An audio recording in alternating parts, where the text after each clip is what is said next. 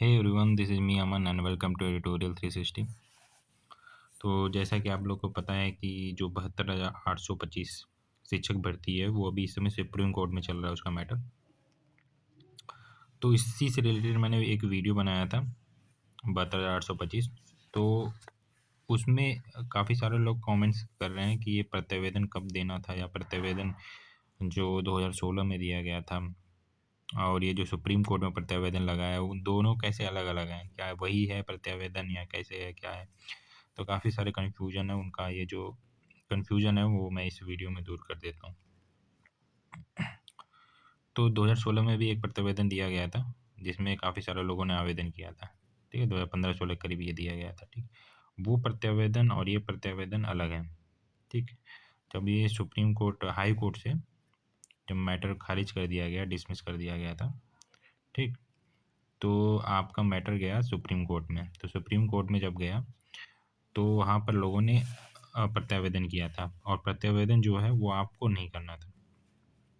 प्रत्यावेदन जो है आपको जो नेता लोग थे या फिर जो भी एडवोकेट थे उन लोगों को आपका जो भी डेटा उन्होंने कलेक्ट किया था, आपसे चंदा लेके जो जुड़वाए थे लोग, वो लोग ही प्रत्यावेदन किए थे। सारा डिटेल भर के वो और 1700-1800 लोगों का जितने भी लोगों को जोड़े हों वो कलेक्ट करके वो लेकर गए थे सुप्रीम कोर्ट में, ठीक। तो आपका डेटा कलेक्ट हुआ है वहाँ पर, आपको टेंशन लेने की ज़रूरत नहीं है। 14,851 लोगों का डेटा कलेक्ट हुआ है टोटल इस समय जो सुप्रीम कोर्ट में जिनका मैटर चल रहा है। अभी लास्ट हियरिंग जब हुआ था तो सुप्रीम कोर्ट में जज साहब ने बोला था, क्या बोला था जज साहब ने? जज साहब ने बोला था कि आप लोग डेटा तो कलेक्ट करके लेकर आए हो, ठीक, डेटा कलेक्ट करके आए, लेकिन इस डेटा को आपने कैटेगरी वाइज जो बाइफरकेट नहीं किया उसको, ठीक है। तो आपको सबसे पहले क्या करना है, नेक्स्ट हियरिंग जब 29 जनवरी को जब होगा तो आपका डेटा जो है कैटेगरी वाइज होना चाहिए, बांट कर लेकर आओ आप लोग। जैसे जनरल कितने लोग हैं, एससी के कितने लोग हैं, एसटी कितने लोग हैं, आप बांट के लेकर आओ, ठीक। कैटेगरी वाइज डेटा क्यों जज साहब ले रहे हैं, इस चीज़ का हम अनुमान ही लगा सकते हैं। अगर सीटों की बात करें तो कुल टोटल 6,000 के आसपास सीटें बची हुई हैं।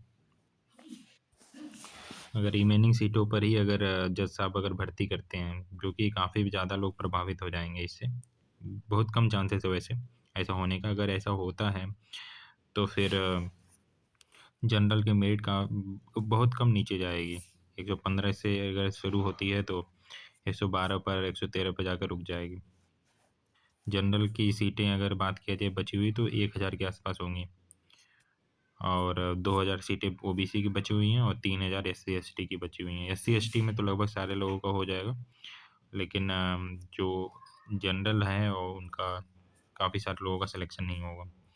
तो आपको याची जितने भी याची लोग बने हुए हैं सब पर आपका डिसीजन चाहिए, ठीक है। पूरे याची लिस्ट का डिसीजन आएगा तो इससे आपका बहुत फ़ायदा मिलेगा। तो आप लोगों को बिल्कुल भी टेंशन लेने की ज़रूरत नहीं है कि हम लोग याची बने हैं कि नहीं बने हैं। जब सुप्रीम कोर्ट का जब डिसीजन आ जाएगा, डिसीजन बन जाएगा, तो उसके बाद एक लिस्ट जारी की जाएगी जिसमें सारे लोगों का नाम आईए वगैरह सब होगा उसमें, ठीक है। उसमें सब कुछ मेंशन होगा, तो वहाँ पर आप लोग अपना देख सकते हो।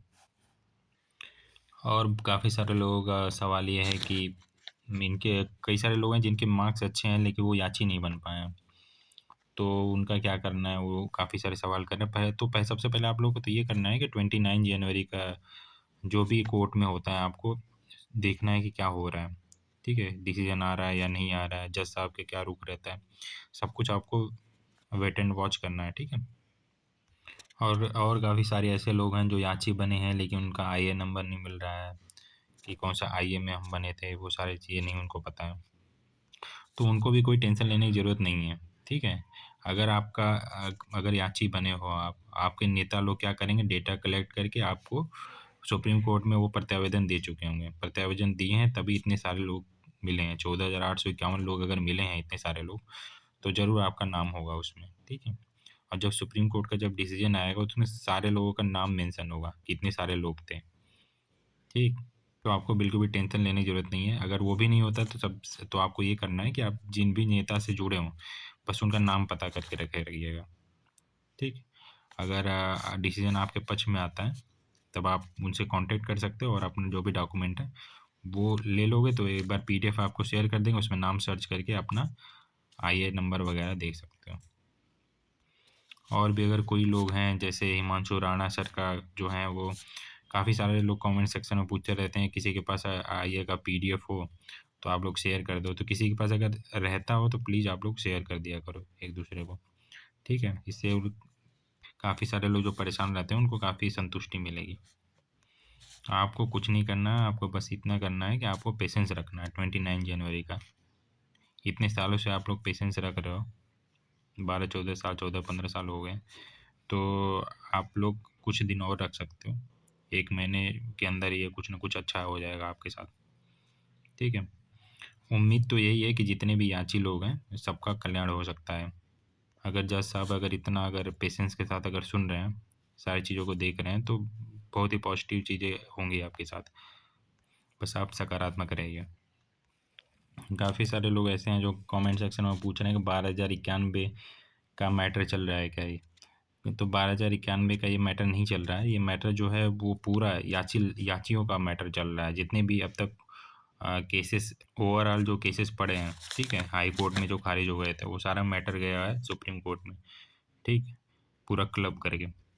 तो उसका मैटर चल रहा है इस समय। 12,091 वाला मैटर नहीं है, पूरे लोगों का मैटर है, जितने भी लोग हैं जुड़े हुए। तो मैं फिर से ये बोलना चाहूँगा कि जो प्रत्यावेदन है वो आपके एडवोकेट ने आप सबमिट कर दिया है सुप्रीम कोर्ट में, ठीक है? ऑलरेडी कर दिया उन्होंने अपनी तरफ से, आपको टेंशन लेने की ज़रूरत नहीं है। बिल्कुल भी परेशान ना हो, आपका सारा जो डेटा है वो कलेक्ट कर लिया नोडल काउंसिल ने, और आप बस सकारात्मक रहिए, आपके पक्ष में ही रिजल्ट आएगा। ऐसे वीडियोज़ के लिए हमारे चैनल को सब्सक्राइब कर सकते हो आप। और किसी को किसी तरीके का डाउट होता है इन सब चीज़ों से रिलेटेड, तो आप लोग ये वीडियो को शेयर कर सकते हो, ठीक है? इससे क्या होगा, ज़्यादा कुछ नहीं होगा, इससे उन लोगों को संतुष्टि मिल जाएगी जो लोग कन्फ्यूजन में हैं। वीडियो को अगर लाइक नहीं किया तो लाइक की कर दीजिए करिए, और एक दूसरे का के बारे में अच्छा आप लोग सोचिए, एक दूसरे को सपोर्ट करिए। नेगेटिव मत सोचिए कि उनका सिलेक्शन हो जाएगा, इनका नहीं होगा, ऐसे नहीं सोचना है। आप लोगों को सकारात्मक रहना है और एक दूसरे का सहयोग करना है, जो कि इतने सालों से आप लोग करते हुए आ रहे हो। वीडियो देखने के लिए धन्यवाद। मिलते हैं एक नए वीडियो में।